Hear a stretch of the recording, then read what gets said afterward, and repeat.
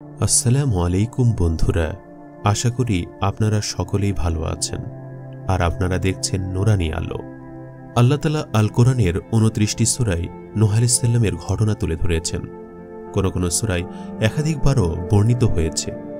একটি সূরা তো পূর্ণাঙ্গভাবে তার ও তার জাতি প্রসঙ্গেই অবতীর্ণ হয়েছে। সূরাটির নাম হল নূহ। আজ আমরা এই ভিডিওটিতে নূহ আলাইহিস সালামের সম্পূর্ণ জীবনী আলোচনা করব ইনশাআল্লাহ। নূহ আলাইহিস সালাম এত বড় হায়াত পেয়েও কেন এত অল্প লোক ঈমান এনেছিল? নূহ আলাইহিস সালামের নৌকা বানানোর দারুণ কাহিনী জানব ইনশাআল্লাহ। কিভাবে কোথা থেকে কাঠ এনে তিনি কিস্তিটি বানিয়েছিলেন, এছাড়া নৌকাতে কোন কোন প্রাণী তিনি তুলেছিলেন এবং কিভাবে তিনি অলৌকিকভাবে বন্যা শুরু হয়েছিল এবং সেখান থেকে তিনি বেঁচেছিলেন। আর এই প্লাবন কি সারা পৃথিবীতে ঘটেছিল এবং তার পুত্রের করুণ কাহিনী, সেসব জানার চেষ্টা করব ইনশাআল্লাহ। আপনার যদি সময় হয় তাহলে এই লম্বা ভিডিওটি আপনি শুনতে থাকুন। এছাড়া শেয়ার করে রাখতে পারেন, যাতে করে পরে যতটুকু সময় পাবেন ঠিক ততটুকু করে শুনতে পারবেন। তো চলুন শুরু করা যাক ইনশাআল্লাহ। স্বীয় জাতির সঙ্গে নূহ আলাইহিস সালামের যে ঘটনা ঘটেছিল তা এক বিরাট কাহিনী, যা বহুবিধ শিক্ষা ও অভিজ্ঞতায় পরিপূর্ণ। সে কারণ উক্ত কাহিনী বিশেষ গুরুত্ব লাভে সক্ষম হয়েছে। এটি নানা বৈশিষ্ট্যমণ্ডিতও বটে। কারণ নূহ আলাইহিস সালাম ছিলেন মানব জাতির জন্য প্রথম রাসূল, আর যিনি প্রথম হন তার কিছু বৈশিষ্ট্যও থাকে। নিজ জাতির মধ্যে সুদীর্ঘকাল তার অবস্থান ছিল। তিনি এক নাগাড়ে ৯৫০ বছর স্বীয় জাতির মধ্যে দিন প্রচার করেছেন। তিনি উলুল আজম বা দৃঢ়মনা রাসূল ছিলেন। কুরআনে বেশি মাত্রায় তার প্রসঙ্গ আলোচিত হয়েছে। ২৯টি সূরার ৪৩ স্থানে তার কথা এসেছে। বলা চলে কোরআনের ১/৪ সূরায় প্রসঙ্গটি স্থান পেয়েছে। এখন আমরা এমন কিছু আয়াত তুলে ধরব যাতে নূহ আলাইহিস সালাম ও তার জাতির মধ্যকার ঘটনা বিধৃত আছে। নিশ্চয়ই আমি নূহকে তার জাতির নিকট প্রেরণ করেছিলাম। তিনি বলেছিলেন, হে আমার জাতি, তোমরা আল্লাহর ইবাদত করো, যিনি ছাড়া তোমাদের কোনো উপাস্য নেই। আমি তোমাদের জন্য এক কঠিন দিবসের শাস্তির ভয় করি। সূরা আরাফ। এই হচ্ছে নূহ আলাইহিস সালামের দাওয়াতের সার কথা। তিনি তাদেরকে আল্লাহর ইবাদত ও তাওহীদের দিকে আহ্বান জানিয়েছিলেন এবং তার বিরোধিতার কঠিন পরিণতি সম্পর্কে সতর্ক করেছিলেন। পরবর্তী স্তরে এসে যখন তার জাতি তার আহ্বানে সাড়া দিল না, উপরন্ত অহংকার প্রকাশ করল, তখন তিনি যে দাওয়াত নিয়ে তাদের মুখোমুখি হয়েছিলেন তা সূরা ইউনূসে বর্ণিত হয়েছে। আল্লাহ বলেন, আপনি তাদেরকে নূহের ঘটনা পড়ে শোনান, যখন তিনি তার জাতিকে বললেন, হে আমার জাতি, যদি তোমাদের নিকট আমার অবস্থান ও আল্লাহর আয়াতের মাধ্যমে আমার উপদেশ দান করো কষ্টকর মনে হয়, তাহলে আমি আল্লাহর উপর ভরসা করছি। সুতরাং তোমরা তোমাদের কাজ ও উপাস্যদেরকে গুছিয়ে নাও। তারপর তোমাদের কাজ যেন তোমাদের বিরুদ্ধেই দুঃখের আকর না হয়। অতঃপর তোমরা আমার বিরুদ্ধে সিদ্ধান্ত নাও এবং আমাকে কোনো ছাড় দিও না। নূহ আলাইহিস সালাম তার প্রতিপালকের রিসালাত বা বার্তা প্রচারে যে পন্থা অবলম্বন করেছিলেন তা ছিল তিনি তাদের সৎপথে আনয়ন ও আল্লাহর দাসে পরিণত করতে সকল প্রকার বৈধ পন্থায় অবলম্বন করেছিলেন। আল্লাহ বলেন, তিনি বলেন, হে আমার প্রতিপালক, আমি আমার জাতিকে রাত দিন দাওয়াত দিয়েছি, কিন্তু আমার দাওয়াত তাদের পলায়নী মনোবৃত্তি কেবল বৃদ্ধি করেছে। আপনি যাতে তাদের ক্ষমা করে দেন সে লক্ষ্যে যখনই আমি তাদের দাওয়াত দিয়েছি, তখনই তারা তাদের কানের মধ্যে আঙ্গুল ঢুকিয়ে দিয়েছে, বস্ত্র দ্বারা নিজেদেরকে আচ্ছাদিত করেছে, হঠকারিতা দেখিয়েছে এবং চরম ঔদ্ধত্য প্রকাশ করেছে। তারপরও আমি তাদেরকে উচ্চস্বরে দাওয়াত দিয়েছি, তাদের সামনে প্রকাশ্যে বলেছি এবং সংগোপনেও খুব বলেছি। নূহ আলাইহিস সালামের পরিচয়।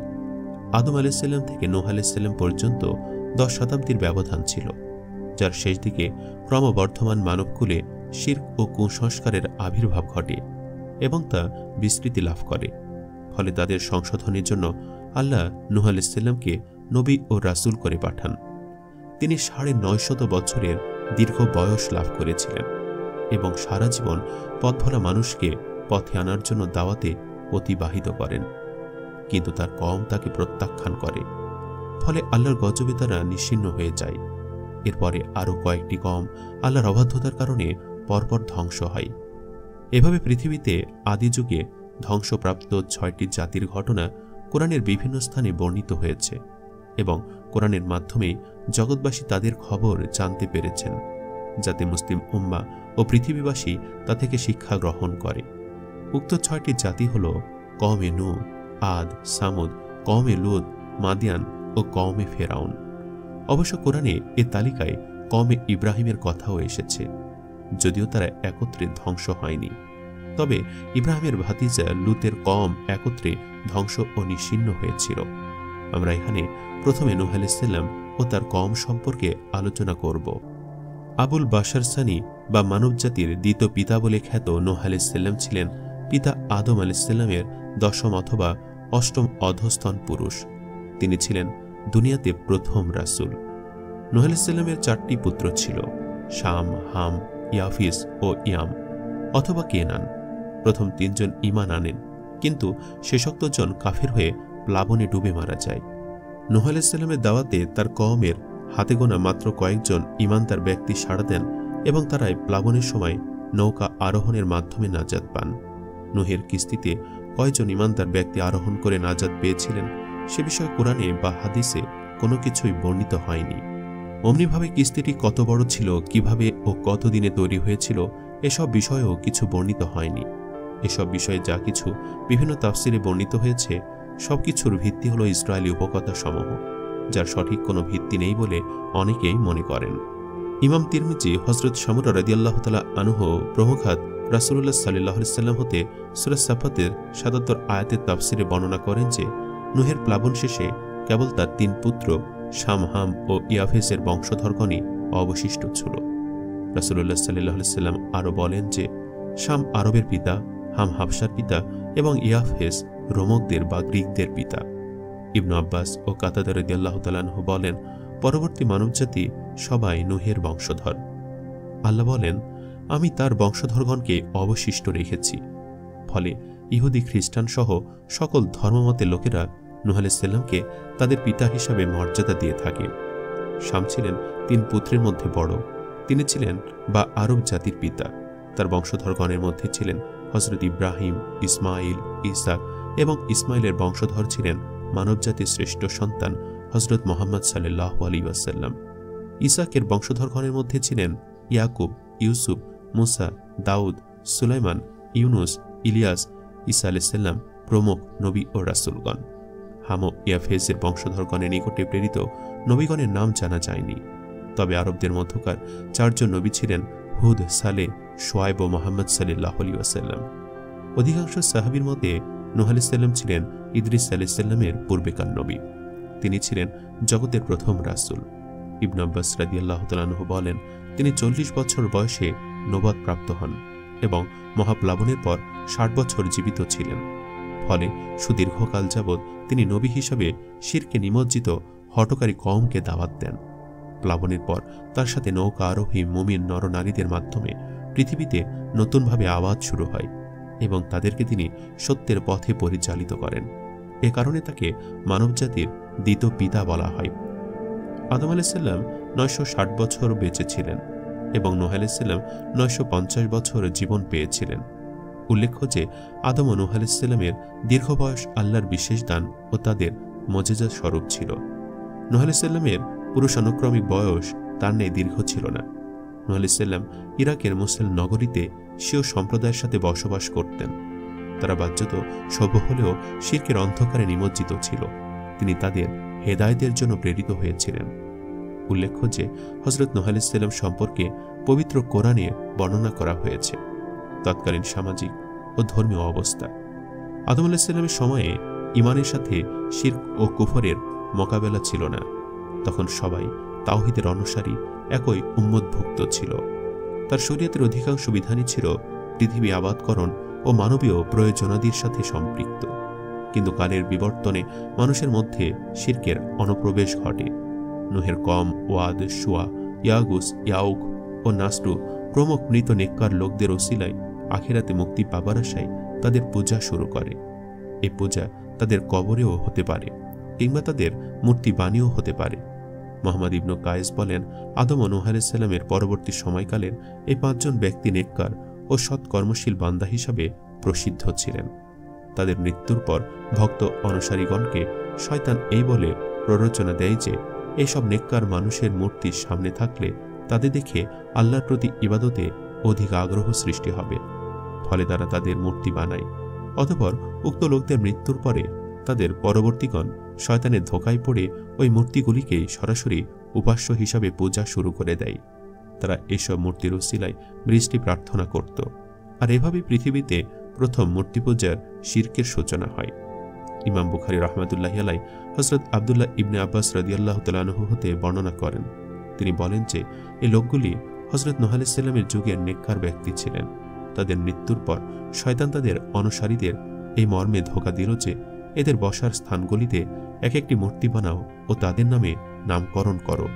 লোকেরাও তাই করল। এই মূর্তিগুলো পরবর্তীকালে আরবদের মধ্যেও চালু ছিল। ওয়া ছিল বনু কালবের জন্য দুমাতুল জান্তালে, সোয়া ছিল বনু হোজাইরের জন্য, ইয়াগুস ছিল বনু গুতায়েফের জন্য জুরুফ নামক স্থানে, ইয়াউক ছিল বনু হামদানের জন্য এবং নাসর ছিল হিমিয়ার গোত্রের বনু ঝিকালায়ের জন্য। ইবনু আবি হাতিমের বর্ণনায় এসেছে যে ওয়াদ ছিল এদের মধ্যে প্রথম এবং সর্বাধিক নেককার ব্যক্তি। তিনি মারা গেলে লোকেরা তার প্রতি ভক্তিতে কান্নায় ভেঙে পড়ে। শয়তান এই সুযোগ গ্রহণ করে এবং লোকদেরকে তার মূর্তি বানাতে প্ররোচনা দেয়। ফলে ওয়াদের মূর্তি হল পৃথিবীর সর্বপ্রথম মূর্তি, আল্লাহকে বাদ দিয়ে যার পূজা শুরু হয়। অথবা পৃথিবীর প্রাচীনতম শিরক হল নেককার মানুষের কবর অথবা তাদের মূর্তি পূজা, যা আজও প্রায় সকল ধর্মীয় সমাজে চালু আছে এবং বর্তমানে যা মুসলিম সমাজে স্থান পূজা, কবর পূজা, ছবি প্রতিকৃতি, মিনার ও ভাস্কর্য পূজায় রূপ নিয়েছে।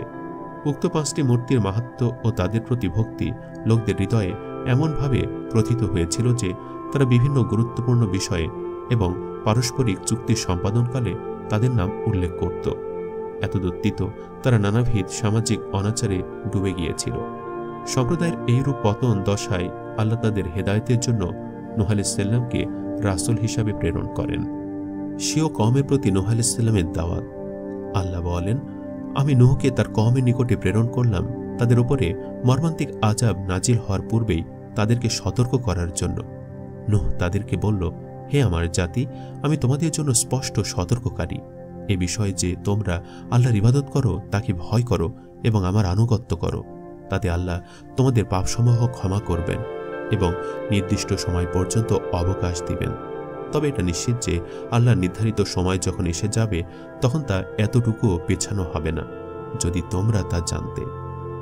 অতঃপর তিনি তাদেরকে শিরক পরিত্যাগ করে পরিপূর্ণভাবে আল্লাহর ইবাদতে ফিরিয়ে আনার জন্য বান্দার ওপরে আল্লাহর অসংখ্য অনুগ্রহ ও অগণিত নিয়ামত রাজির কথা স্মরণ করিয়ে দিয়ে বলেন, তোমরা কি লক্ষ্য করো না আল্লাহ কিভাবে সপ্ত আকাশ স্তরে স্তরে সৃষ্টি করেছেন? সেখানে তিনি চন্দ্রকে রেখেছেন আলোরূপে এবং সূর্যকে রেখেছেন প্রদীপ রূপে।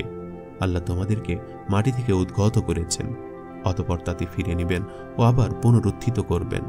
আল্লাহ তোমাদের জন্য জমিনকে করেছেন বিছানা সদৃশ, যাতে তোমরা চলাফেরা করতে পারো প্রশস্ত রাস্তাসমূহে।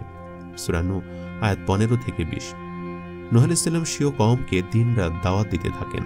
তিনি তাদেরকে প্রকাশ্যে ও গোপনে বিভিন্ন পন্থায় ও পদ্ধতিতে দাওয়াত দেন, কিন্তু ফলাফল হয় নিতান্ত নৈরাশ্যজনক। তার দাওয়াতে অতিষ্ঠ হয়ে তারা তাকে দেখলেই পালিয়ে যেত, কখনো কানে আঙ্গুল দিত, কখনো তাদের চেহারা কাপড় দিয়ে ঢেকে ফেলত। তারা তাদের হঠকারিতা ও জিদে অটল থাকত এবং চরম অধ্যত্ব প্রদর্শন করত। একসময় কওমের সর্দাররা লোকদের ডেকে বলল, খবরদার, তোমরা তোমাদের পূর্বপুরুষদের পূজিত উপাস্য ওয়াদ, সোয়া, ইয়াগুজ, ইয়াউক, নাসরকে কখনোই পরিত্যাগ করবে না। এভাবে তারা বহু লোককে পথভ্রষ্ট করে এবং তাদের ধনবল ও জনবল দিয়ে নূহ আলাইহিস সালামের বিরুদ্ধে ভয়ানক সব চক্রান্ত শুরু করে। সূরা নূহ আয়াত 21 থেকে 23। নূহ আলাইহিস সালামের বিরুদ্ধে তারা 5টি আপত্তি তুলেছিল। কওমের অবিশ্বাসী নেতারা জনগণকে বিভ্রান্ত করার জন্য নূহ আলাইহিস সালামের বিরুদ্ধে 5টি আপত্তি উত্থাপন করেছিল, যথা: 1. আপনি তো আমাদের মতো একজন মানুষ, নবী হলে তো ফেরেশতা হতেন। 2. আপনার অনুসারী হলো আমাদের মধ্যকার হীন ও কম বুদ্ধি সম্পন্ন লোকেরা। 3. কমের ওপরে আপনাদের কোনো প্রাধান্য পরিদৃষ্ট হয় না। 4. আপনার দাওয়াত আমাদের বাপদাদাদের রীতিবিরোধী। 5. আপনি আসলে নেতৃত্বের অভিলাষী, অতএব আপনাকে আমরা মিথ্যাবাদী মনে করি। জনগণকে খেপিয়ে তোলার জন্য নূহ আলাইহিস সালামের দাওয়াতকে ক্ষমতালোভী রাজনৈতিক আন্দোলন বলে আখ্যায়িত করে কাফের নেতারা বলল, এ লোক তো তোমাদের মতো একজন মানুষ, আসলে সে তোমাদের উপরে নেতৃত্ব করতে চায়। আল্লাহ ইচ্ছা করলে তো একজন ফেরেশতা পাঠাতে পারতেন। তাছাড়া এ লোক যেসব কথা বলছে তা তো আমরা আমাদের বাপদাদাদের কাছে কখনোই শুনিনি। আসলে লোকটার মধ্যে পাগলামি রয়েছে কিংবা তার সাথে কোনো জিন রয়েছে। অতএব তোমরা এ ব্যক্তির দিকে ভ্রুক্ষেপ করো না, বরং কিছুদিন অপেক্ষা করো। সূরা মুমিনুন আয়াত 24 ও 25। এভাবে তারা তাকে সরাসরি পাগল বলে এবং প্রাণী মানার হুমকি দেয়। আপত্তি সহমের জবাব তিনি দেন। গোত্রের নেতাদের উপরোক্ত আপত্তি ও অপবাদ সমূহের জবাবে নূহ আলাইহিস সালাম বলেন, হে আমার কওম, আমি যদি আমার প্রভুর পক্ষ হতে স্পষ্ট দলিলের ওপরে থাকি, আর তিনি যদি তার পক্ষ হতে আমাকে রহমত দান করেন, আর সেসব থেকে যদি তোমাদের চক্ষু অন্ধ থাকে, তাহলে কি আমি তা তোমাদের ইচ্ছার বিরুদ্ধে তোমাদের উপরে চাপিয়ে দিতে পারি? এ কথা দ্বারা বোঝানো হয়েছে যে নবুয়ত ও রিসালাত যে পাওয়া যায় না, এটা সম্পূর্ণরূপে আল্লাহর ইচ্ছাধীন। তিনি মানুষের জন্য কোন ফেরেশতাকে নয়, বরং তার মনোনীত কোনো মানুষকেই নবী করে পাঠিয়ে থাকেন স্পষ্ট দলিল প্রমাণ সহকারে। নূহ আলাইহিস সালাম তার কওমকে আরো বলেন, তোমরা কি এ বিষয়ে আশ্চর্যবোধ করছো যে তোমাদের পালনকর্তার পয়গাম তোমাদের মধ্য থেকেই একজনের মাধ্যমে তোমাদের কাছে এসেছে, যাতে সে তোমাদের ভীতি প্রদর্শন করে ও তার ফলে তোমরা আল্লাহর অনুগ্রহ প্রাপ্ত হও। সূরা আরাব আয়াত 63। আল্লাহ বলেন, কিন্তু তারা নূহকে মিথ্যা সাব্যস্ত করে। তখন আমরা তাকে ও তার নৌকা আরোহী সাথীদেরকে মুক্ত করি এবং আমাদের আয়াতসমূহে মিথ্যা আরোপকারীদের ডুবিয়ে মারি। বস্তুত তারা ছিল জ্ঞানান্ধ। মুসলিম উম্মার মধ্যে একদল লোক শেষ নবী মুহাম্মদ সাল্লাল্লাহু আলাইহি সাল্লামকে নূরের নবী বলে পরোক্ষভাবে তাকে ফেরেশতা নবী বানাতে চায়। এভাবে তারা বিগত যুগের কাফিরদের সন্দেহবাদের অনুসরণ করে মাত্র। অথচ আল্লাহ বলেন, যদি আমি কোনো ফেরেশতাকে রাসূল করে পাঠাতাম তবে সে মানুষের আকারেই হতো, কিন্তু এতেও তারা ওই সন্দেহই প্রকাশ করত যা এখন করছে। সূরা আনাম আয়াত 9। তাদের দ্বিতীয় আপত্তির জবাবে নূহ আলাইহিস সালাম বলেন, আমি কোনো গরিব ঈমানদার ব্যক্তিকে তাড়িয়ে দিতে পারি না। তারা অবশ্যই তাদের পালনকর্তার দিদার লাভে ধন্য হবে। বরং আমি তোমাদেরই মূর্খ দেখছি। হে আমার কওম, আমি যদি ওইসব লোকদের তাড়িয়ে দেই, তাহলে কি আমাকে আল্লাহর পাকড়াও থেকে রক্ষা করবে? তোমরা কি উপদেশ গ্রহণ করবে না?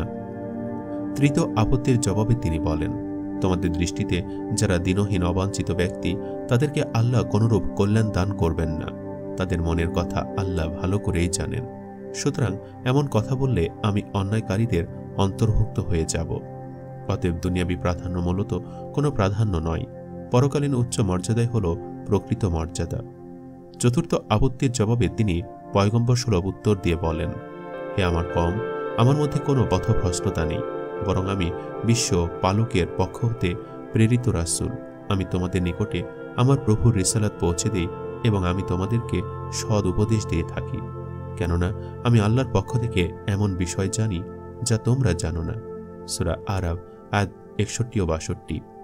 অতএব আল্লাহ প্রদত্ত রিসালাত তথা ওহীর বিধান পালন করা ও তার জনগণের নিকটে পৌঁছে দেওয়াই আমার দায়িত্ব ও কর্তব্য, পিতৃধর্ম পালন করা নয়।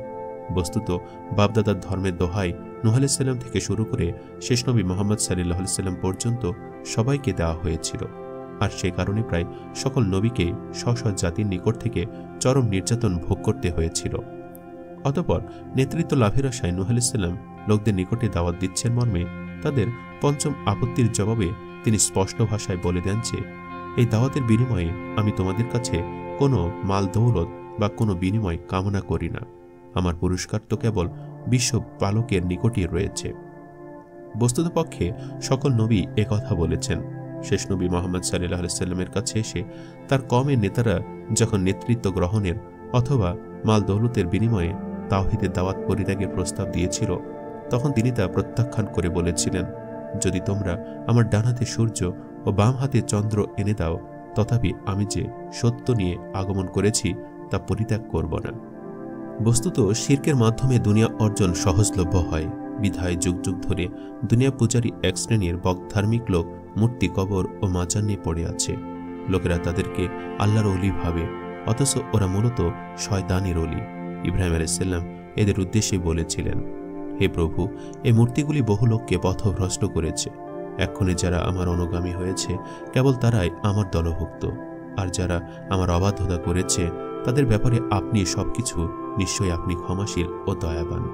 নিঃসন্দেহে যারা শেষ নবী মুহাম্মদ সাল্লাল্লাহু আলাইহি সাল্লামের সত্যিকারের অনুসারী হবে কেবল তারাই আখিরাতে মুক্তি পাবে।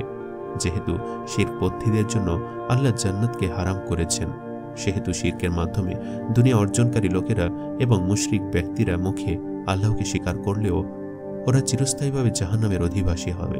অতএব হে মানুষ, শিরক হতে সাবধান হও। নূহ আলাইহিস সালামের দীর্ঘ দাওয়াতের ফলশ্রুতি। আল্লাহ তাআলা নূহ আলাইহিস সালামকে ৯৫০ বছরের সুদীর্ঘ জীবন দান করেছিলেন। তিনি এক পুরুষের পর দ্বিতীয় পুরুষকে, অতঃপর তৃতীয় পুরুষকে শুধু এই আশায় দাওয়াত দিয়ে যাচ্ছিলেন যে তারা ঈমান আনবে। কিন্তু শতাব্দীর পর শতাব্দী অক্লান্তভাবে দাওয়াত দেওয়া সত্ত্বেও তারা ঈমান আনেনি। মূলত এই সময় নূহ আলাইহিস সালামের কম জনবল ও অর্থবলে বিশ্বে অপ্রতিদ্বন্দ্বী ছিল। সংখ্যাধিক্যের কারণে ইরাকের ভূখণ্ড ও পাহাড়েও তাদের আবার সংকলন হচ্ছিল না। আল্লাহর চিরন্তন নীতি এই যে তিনি অবাধ্য জাতিকে সাময়িকভাবে অবকাশ দেন। নূহের কম সংখ্যাধিক্য ও ধনাঢ্যতার শিখরে উপনীত হয়ে দিকবিদিক জ্ঞান হারিয়ে ফেলেছিল। তারা নূহ আলাইহিস সালামের দাওয়াতকে তাচ্ছিল্য ভরে প্রত্যাখ্যান করেছিল। নূহ আলাইহিস সালাম তাদেরকে দিবারাত্রি দাওয়াত দেন, কখনো গোপনে, কখনো প্রকাশ্যে, অর্থাৎ সকল পন্থা অবলম্বন করে তিনি নিজ কওমকে দ্বীনের পথে ফিরিয়ে আনতে চেষ্টা করেন। আব্দুল্লাহ ইবনে আব্বাস রাদিয়াল্লাহু তাআলা আনহু বলেন, এই সুদীর্ঘ দাওয়াতি জিন্দেগিতে তিনি যেমন কখনো চেষ্টায় ক্ষান্ত হননি, তেমনি কখনো নিরাশ হননি। সম্প্রদায়ের পক্ষ থেকে নানাবিধ নির্যাতনের সম্মুখীন হয়েও তিনি সবর করেন। কওমের নেতারা বলল, হে নূহ, যদি তুমি বিরত না হও তবে পাথর মেরে তোমার মস্তক চূর্ণ করে দেওয়া হবে। তবুও বারবার আশাবাদী হয়ে তিনি সবাইকে দাওয়াত দিতে থাকেন আর তাদের জন্য দোয়া করে বলতে থাকেন, হে আমার পালনকর্তা, তুমি আমার কওমকে ক্ষমা করো, কেননা তারা জানে না। ওদিকে তার সম্প্রদায়ের অনীহা, অবজ্ঞা, তাচ্ছিল্য এবং অধ্যত্ব ক্রমে বৃদ্ধি পেতে থাকে। মুহাম্মদ ইবনে ইসহাক বলেন, নিহত কোনো নবী ব্যতীত অন্য কোনো নবী তার কওমের নিকট থেকে নূহের মতো নির্যাতন ভোগ করেননি। বলা চলে যে তাদের অহংকার ও অত্যাচার চরম সীমায় পৌঁছে গিয়েছিল এবং পাপ ষোলকলায় পূর্ণ হয়ে গিয়েছিল। ফলে এক পর্যায়ে নূহ আলাইহিস সালাম স্বীয় কওমকে ডেকে বললেন, হে আমার কওম, যদি তোমাদের মাঝে আমার পরিস্থিতি ও আল্লাহর আয়াতসমূহের মাধ্যমে তোমাদের উপদেশ দেওয়া ভারী বলে মনে হয়, তবে আমি আল্লাহর উপরে ভরসা করছি। এখন তোমরা তোমাদের যাবতীয় শক্তি একত্রিত করো ও তোমাদের শরীকদের সমবেত করো, যাতে তোমাদের মধ্যে কোনরূপ দ্বিধা সংকোচ না থাকে। অতঃপর আমার ব্যাপারে একটা ফয়সালা করে ফেলো এবং আমাকে মোটেও অবকাশ দিও না। এরপরেও যদি তোমরা মুখ ফিরিয়ে নাও তবে জেনে রেখো, আমি তোমাদের কাছে কোনরূপ বিনিময় কামনা করি না। আমার বিনিময় কেবলমাত্র আল্লাহর নিকটেই রয়েছে, আর আমার প্রতি নির্দেশ রয়েছে যেন আমি আত্মসমর্পণকারীদের অন্তর্ভুক্ত হই। কিন্তু তারপরও তারা তাকে মিথ্যা প্রতিপন্ন করল। বলা বাহুল্য যে এটা ছিল কওমের দুরাচার নেতাদের প্রতি নূহ আলাইহিস সালামের ছুড়ে দেওয়া চ্যালেঞ্জ, যারা মোকাবেলা করা তাদের পক্ষে আদৌ সম্ভব ছিল না। এ সময় আল্লাহ পাক ওহী নাজিল করে বলেন, তোমার কওমের যারা ইতিমধ্যে ঈমান এনেছে তারা ব্যতীত আর কেউ ঈমান আনবে না, অতএব তুমি ওদের কার্যকলাপে বিমর্ষ হইও না। এভাবে আল্লাহর ওহী মারফত তিনি যখন জেনে নিলেন যে এরা কেউ আর ঈমান আনবে না, বরং কুফর, শিরক ও পথভ্রষ্টতার উপরে ওরা জিদ করে থাকবে, তখন নিরাশ হয়ে তিনি প্রার্থনা করলেন, হে আমার পালনকর্তা, আমাকে সাহায্য করো, কেননা ওরা আমাকে মিথ্যাবাদী সাব্যস্ত করেছে। অতএব তুমি আমার ও তাদের মাঝে চূড়ান্ত ফয়সালা করে দাও এবং আমাকে ও আমার সাথী মুমিনদেরকে তুমি ওদের হাত থেকে মুক্ত করো। তিনি স্বীয় প্রভুকে আহ্বান করে বললেন, আমি অপারগ হয়ে গেছি, এক্ষণে তুমি ওদের বদলা নাও। তিনি অতঃপর চূড়ান্তভাবে আল্লাহর কাছে বদদোয়া বললেন, হে প্রভু, পৃথিবীতে একজন কাফের গৃহবাসীকেও তুমি ছেড়ে দিও না। যদি তুমি ওদের রেহাই দাও তাহলে ওরা তোমার বান্দাদের পথভ্রষ্ট করবে এবং ওরা কোনো সন্তান জন্ম দিবে না, পাপাচারী ও কাফের ব্যতীত। বলা বাহুল্য, নূহ আলাইহিস সালামের এই দোয়া আল্লাহর সাথে সাথে কবুল করেন, যার ফলে তারা ধ্বংস ও নিশ্চিহ্ন হল এবং কেবলমাত্র মুসলিম ও মুমিন নরনারী মুক্তি পেলেন। বর্তমান পৃথিবীর সবাই তাদের বংশধর। আল্লাহ বলেন, তোমরা তাদের বংশধর যাদেরকে আমি নূহের সাথে সওয়ার করিয়েছিলাম। বস্তুত সে ছিল একজন কৃতজ্ঞ বান্দা। নূহের প্লাবন ও গজবের কুরআনী বিবরণ। এ বিষয়ে সূরা হুদে পরপর 12টি আয়াত নাজিল হয়েছে। যেমন চূড়ান্ত গজব আসার পূর্বে আল্লাহ নূহ আলাইহিস সালামকে বললেন, তুমি আমার সম্মুখে আমারই নির্দেশনা মোতাবেক একটা নৌকা তৈরি করো এবং স্বজাতির প্রতি দয়া পরবশ হয়ে জালেমদের ব্যাপারে আমাকে কোনো কথা বলো না, অবশ্যই ওরা ডুবে মরবে। আল্লাহ বলেন, অতঃপর নূহ নৌকা তৈরি শুরু করল। তার কওমের নেতারা যখন পাশ দিয়ে যেত তখন তারা তাকে বিদ্রুপ করত। নূহ তাদের বলল, তোমরা যদি আমাদের উপহাস করে থাকো তবে জেনে রেখো, তোমরা যেমন আমাদের উপহাস করছো আমরাও তেমনি তোমাদের উপহাস করছি। অচিরে তোমরা জানতে পারবে লাঞ্ছনা করা আযাব কাদের ওপরে আসে এবং কাদের ওপরে নেমে আসে চিরস্থায়ী গজব। আল্লাহ বলেন, অবশেষে যখন আমার হুকুম এসে গেল এবং চুলা উদ্বেলিত হয়ে উঠল, তখন আমি বললাম, সরলকার জোড়ায় দুটি করে এবং যাদের উপরে পূর্বেই হুকুম নির্ধারিত হয়ে গেছে তাদের বাদ দিয়ে তোমার পরিবারবর্গ ও সকল ঈমানদারগণকে নৌকায় তুলে নাও। বলা বাহুল্য, অতি অল্প সংখ্যক লোকই তার সাথে ঈমান এনেছিল। নূহ আলাইহিস সালাম তাদের বলল, তোমরা এতে আরোহণ করো, আল্লাহর নামেই এর গতি ও স্থিতি। নিশ্চয়ই আমার প্রভু অতীব ক্ষমাশীল ও দয়াবান। অতঃপর নৌকাখানি তাদের বহন করে নিয়ে চলল পর্বত প্রমাণ তরঙ্গমালার মাঝ দিয়ে। এ সময় নূহ তার পুত্রকে ডাক দিল যখন সে দূরে ছিল, হে বৎস, আমাদের সাথে আরোহণ করো, কাফেরদের সাথে থেকো না। সে বলল, অচিরে আমি কোনো পাহাড়ে আশ্রয় নেব যা আমাকে প্লাবনের পানি হতে রক্ষা করবে। নূহ বলল, আজকের দিনে আল্লাহর হুকুম থেকে কারো রক্ষা নেই, একমাত্র তিনি যাকে দয়া করবেন সে ব্যতীত। এমন সময় পিতা পুত্র উভয়ের মাঝে বড় একটা ঢেউ এসে আড়াল করল এবং সে ডুবে গেল।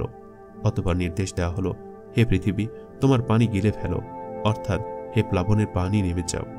হে আকাশ, ক্ষান্ত হও। অতঃপর পানি হ্রাস গেল ও গজব শেষ হলো। ওদিকে যদি পাহাড়ে গিয়ে নৌকা ভিড়ল এবং ঘোষণা করা হলো, জালেমরা নিপাক যাও। এ সময় নূহ তার প্রভুকে ডেকে বলল, হে আমার পালনকর্তা, আমার পুত্র তো আমার পরিবারের অন্তর্ভুক্ত, আর তোমার ওয়াদাও নিঃসন্দেহে সত্য, আর তুমি সর্বাপেক্ষা বিজ্ঞ ফয়সালাকারী। আল্লাহ বললেন, হে নূহ, নিশ্চয়ই সে তোমার পরিবারভুক্ত নয়, নিশ্চয়ই সে দুরাচার। তুমি আমার নিকটে এমন বিষয়ে আবেদন করো না যে বিষয়ে তোমার জ্ঞান নেই। আমি তোমাকে সতর্ক করে দিচ্ছি যেন জাহিলদের অন্তর্ভুক্ত হও না। নূহ বলল, হে আমার পালনকর্তা, আমার অজানা বিষয় আবেদন করা হতে আমি তোমার নিকটে পানাহা চাচ্ছি। তুমি যদি আমাকে ক্ষমা না করো ও অনুগ্রহ না করো তাহলে আমি ক্ষতিগ্রস্তদের অন্তর্ভুক্ত হয়ে যাব। বলা হলো, হে নূহ, এখন নৌকা থেকে অবতরণ করো, আমাদের পক্ষ হতে নিরাপত্তা ও সমৃদ্ধি সহকারে তোমার ওপর ও তোমার সঙ্গী দলগুলির ওপর এবং সেই ভবিষ্যৎ সম্প্রদায়গুলির ওপর যাদেরকে আমার সত্তর সম্পদরাজি দান করব। অতঃপর তাদের উপরে আমাদের পক্ষ হতে মর্মান্তিক আযাব স্পর্শ করবে। মাক্কী জীবনের চরম আতঙ্ক ও উৎকণ্ঠার মধ্যে সূরা হুদ নাজিল করে সেখানে যথাক্রমে নূহ, হুদ, সালেহ, ইব্রাহিম, লূত, শুআয়ব ও মুসা প্রমুখ বিগত নবী ও রাসূলগণের ও তাদের সম্প্রদায়ের কাহিনী সংক্ষেপে বর্ণনার মাধ্যমে রাসূলুল্লাহ সাল্লাল্লাহু আলাইহি ওয়াসাল্লাম ও তার সাথীদেরকে আল্লাহ সান্ত্বনা দিয়েছেন। যেমন প্রথমে নূহ আলাইহিস সালামের কাহিনী বর্ণনা শেষে আল্লাহ বলেন, এটি গায়েবের খবর যা আমরা আপনার নিকটে ওহী করেছি, যা ইতিপূর্বে আপনি বা আপনার সম্প্রদায় জানত না। অতএব আপনি ধৈর্য ধারণ করুন, নিশ্চয়ই শুভ পরিণাম কেবল আল্লাহ ভীরুদের জন্যই। বস্তুত কোরআনের মাধ্যমে পৃথিবীবাসী সর্বপ্রথম বিগত যুগের এইসব ধ্বংসপ্রাপ্ত জাতির খবর জানতে পেরেছে। অন্যান্য বিবরণে বলা হয়েছে, উপরোক্ত সূরা হুদের আয়াতসমূহে নূহ আলাইহিস সালামের প্লাবনের নাতিদীর্ঘ ঘটনা বিবৃত হয়েছে। কোরআন তার বাকৃতি অনুযায়ী কেবল প্রয়োজনীয় কথাগুলি বলে দিয়েছে, বাদবাকি ব্যাখ্যাসমূহ মোটামুটি এখন আমরা জানার চেষ্টা করব। কিস্তি। নূহ আলাইহিস সালামকে যখন নৌকা তৈরির নির্দেশ দেওয়া হয় তখন তিনি নৌকাও চিনতেন না, তৈরি করতেও জানতেন না। আর সে কারণে আল্লাহ নির্দেশ দিলেন, তুমি নৌকা তৈরি করো আমাদের চোখের সম্মুখে ও আমাদের ওহী অনুসারে। এর দ্বারা বোঝা যায় যে নৌকা তৈরির জন্য প্রয়োজনীয় উপকরণ সমূহ ও নির্মাণ কৌশল জিবরিল আলাইহিস সালাম নূহ আলাইহিস সালামকে শিক্ষা দিয়েছিলেন। এভাবে সরাসরি ওহীর মাধ্যমে নূহ আলাইহিস সালামের হাতে নৌকা ও জাহাজ নির্মাণ শিল্পের গোড়াপত্তন হয়। অতঃপর যুগে যুগে তার উন্নতি সাধিত হয়েছে এবং মানুষ ব্যবসা বাণিজ্যের মালামাল ও যাত্রী পরিবহনে নতুন যুগে প্রবেশ করেছে, আধুনিক বিশ্ব সভ্যতা যার ওপরে দাঁড়িয়ে রয়েছে। একথা ধারণা করা মোটেও অমূলক হবে না যে উক্ত নৌকা তৈরি করতে নূহ আলাইহিস সালামের বহুদিন সময় লেগেছিল। নৌকাটি অবশ্যই বিরাট আয়তনের ছিল, যাতে মানুষ, পশু ও পাখি পৃথকভাবে থাকতে পারে। কিন্তু এজন্য নৌকাটি কয়তলা বিশিষ্ট ছিল, কি কাঠের ছিল, কত গজ লম্বা ও চওড়া ছিল, এসব কাহিনীর কোনো সঠিক ভিত্তি নেই। নদীবিহীন মরু এলাকায় বিনা কারণে নৌকা তৈরি করাকে পণ্ডশ্রম ও নিছক পাগলামি বলে কওমের নেতারা নূহ আলাইহিস সালামকে ঠাট্টা করত। এ ব্যাপারে নূহ আলাইহিস সালাম বলতেন, তোমাদের ঠাট্টার জবাব সত্তর তোমরা জানতে পারবে। দীর্ঘদিন ধরে নৌকা তৈরি শেষ হবার পরে আল্লাহর চূড়ান্ত ফয়সালা নেমে আসে এবং গজবের প্রাথমিক আলামত হিসাবে চুলা থেকে পানি বের হতে থাকে। নৌযানের আকৃতি পূর্বেই বর্ণিত হয়েছে যে উক্ত নৌকার অগ্র ও পশ্চাৎ ভাগ ছিল মোরগের মাথা ও লেজের আকৃতি সম্পন্ন এবং মধ্যভাগ ছিল পাখির পেটের ন্যায়। ইমাম শাওরির বর্ণনা মতে উহার বুক ছিল সরু, যাহাতে পানি ভেদ করিয়া চলিতে পারে। উক্ত নৌকার দৈর্ঘ্য, প্রস্থ ও উচ্চতা কতটুকু ছিল সে সম্পর্কে মতভেদ রহিয়াছে। বাইবেলে বর্ণনা করা হয়েছে উহার দৈর্ঘ্য ছিল 300 হাত, প্রস্থ 50 হাত এবং উচ্চতা 30 হাত।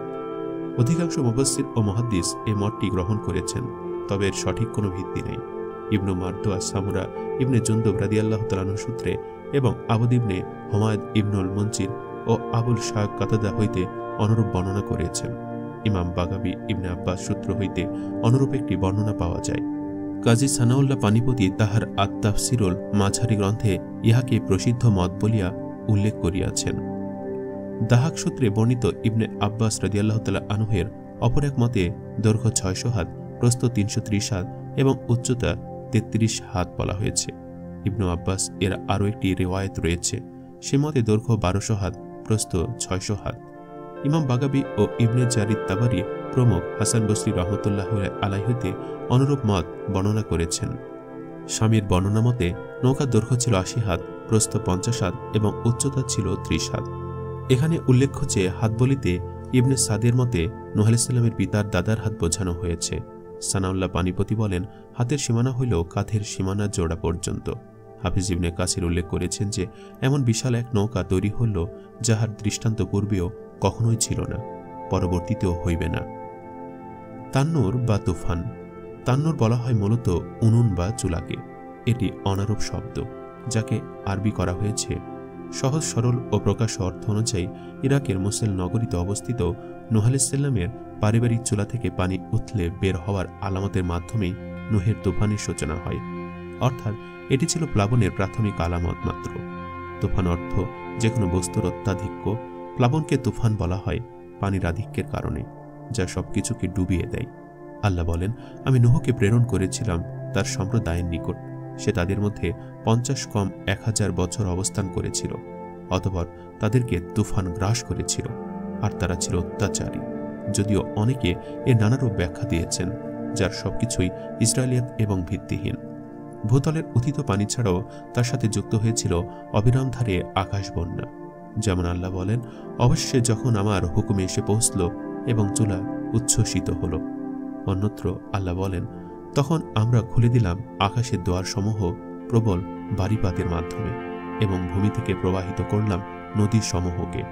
অতঃপর উভয় পানি মিলিত হল একটি পূর্ব নির্ধারিত কাজে। আমি নৌকে আরোহণ করালাম এক কাষ্ঠ ও পেরেক নির্মিত জলযানে, যা চলত আমার দৃষ্টির সম্মুখে। এটা তার পক্ষ থেকে প্রতিশোধ ছিল, যাকে প্রত্যাখ্যান করা হয়েছিল। আমরা একে নিদর্শন হিসাবে রেখে দিয়েছি। অতএব কোনো চিন্তাশীল আছে কি? যে কারণে নূহপুত্র ইয়াম পাহাড়ে আশ্রয় নিয়েও রেহাই পায়নি।